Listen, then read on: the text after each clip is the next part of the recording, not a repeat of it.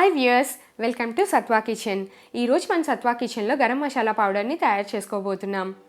మనం ఇంట్లో తయారు చేసుకునే పౌడర్కి బయట మార్కెట్లో దొరికే దానికి రుచిలో చాలా తేడా ఉంటుంది. ఎప్పుడైనా మనం స్వయంగా తయారు చేసుకునేదే సేఫ్ అండ్ హెల్తీ కూడా.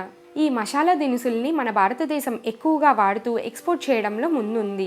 ఇవన్నీ చెట్ల ఆకులు, పువ్వులు, బెరడు నుండి సేకరించినవే. వీటిని మంచి ఫ్లేవర్, టేస్ట్ కోసం మ్యాక్సిమం అన్ని వంటకాల్లో మనం వాడుతూ ఉంటాం. ఇక బిర్యానీలో ఈ మసాలాలకి పెద్దపీట వేయాల్సిందే. ఇక మన గరం మసాలా పౌడర్ని తయారు చేసుకుందామా? వీటికి కావలసిన పదార్థాలు: యాలకులు 1/2 కప్పు, లవంగాలు 1/2 కప్పు, దాల్చిన చెక్క 1 కప్పు, అనాస పువ్వు 3/4 కప్పు, జాపత్రి 3/4 కప్పు, మరాఠీ మొగ్గ 12, జాజికాయ 2, ధనియాలు 1 కప్పు, జీలకర్ర 1/2 కప్పు. మనం తీసుకున్న మసాలా దినుసులన్నింటినీ విడివిడిగా 1 నుండి 2 నిమిషాలు అలా ఫ్రై చేసి దించేయాలి. ఎక్కువగా ఫ్రై చేస్తే వాటి సువాసన పోయి మాడిపోయే అవకాశం ఉంది. జాజికాయను దంచి వేయించాలి.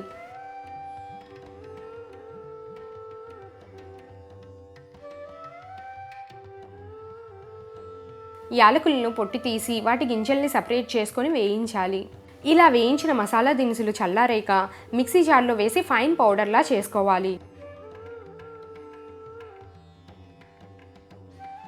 ఈ మసాలా పౌడర్ని ఎయిర్ టైట్ కంటైనర్లో వేసి ఫ్రిడ్జ్లో స్టోర్ చేస్తే ఎన్నాళ్ళైనా పాడవకుండా నిలవ ఉంటుంది.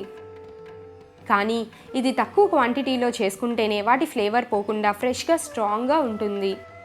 మన హోమ్మేడ్ గరం మసాలా పౌడర్ చాలా ఘాటుగా మంచి ఫ్లేవర్ని కలిగి ఉండడం వల్ల ఏ వంటకంలోనైనా కొద్దిగా వాడితే సరిపోతుంది. మరి మా ఘాటైన మసాలా పౌడర్ని మీరు కూడా ట్రై చేసి ఎలా వచ్చిందో మాకు కమెంట్ చేయండి. మళ్ళీ మా నెక్స్ట్ వీడియోలో కలుద్దాం. Thanks for watching.